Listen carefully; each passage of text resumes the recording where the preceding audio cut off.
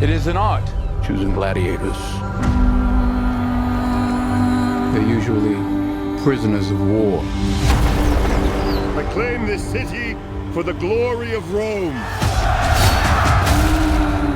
It was successful, but it kept growing and it stayed. It stayed. After a while, I started to think about what one really should think about a sequel.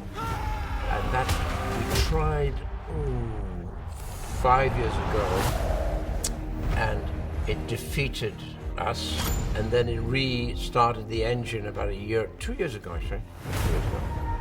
Suddenly had this very simple idea that why not, let's do this, why not follow the demise of Lucius and where he went to, because he was the one living factor from the original film, apart from his mother, called Lucilla. Your Majesties.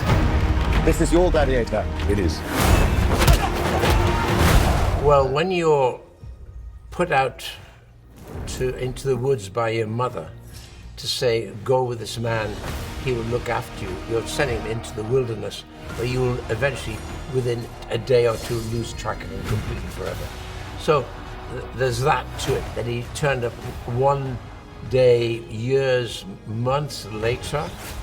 When you live off the desert by yourself, you become a toughened entity yourself, you become independent. So in a way, that's his education. So by the time he's a teen, he can really look after himself.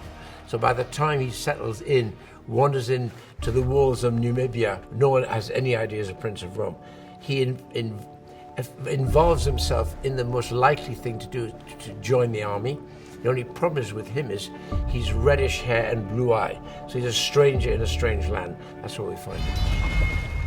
Lucius, take your father's strength. His name was Maximus, and I see him in you. She has been a survivor because she is such a blue blood, probably the bluest in Roman history, being the daughter of Marcus Aurelius. So when a son comes on in the arena with a beard and with long hair, there's no way she's going to recognize Lucius. It's only the habits that ring a bell with her that can be in the DNA from the father, Maximus, whose habit was to pick up dirt before he fought, because in that earth you may die. Rome has so many subjects, she must feed them. They can eat war.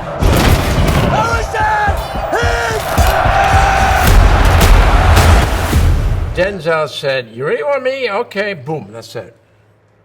And Denzel, I draw a lot. I can really draw. And so my drawing is my textbook, and so I tend to draw every film I do as storyboards. They're not stick figures.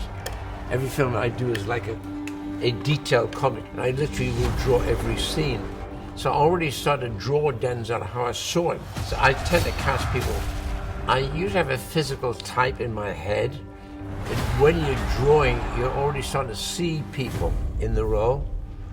And so my drawing is more than my sketchbook, it's my plan, my blueprint. Arthur's like, the expert, by now he's the expert on medieval architecture and medieval Rome.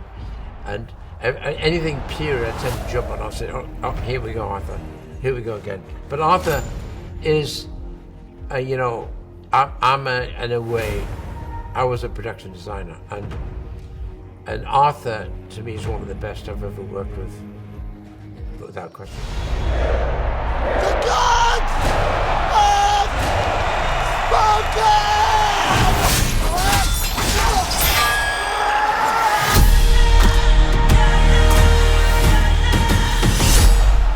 Cine, música, series, libros, teatro, artes plásticas, gastronomía, todo el mundo de la cultura y el entretenimiento aquí en El Tiempo. Suscríbase al canal de YouTube del Tiempo, que además es gratis, y le mandamos notificaciones de nuevos videos.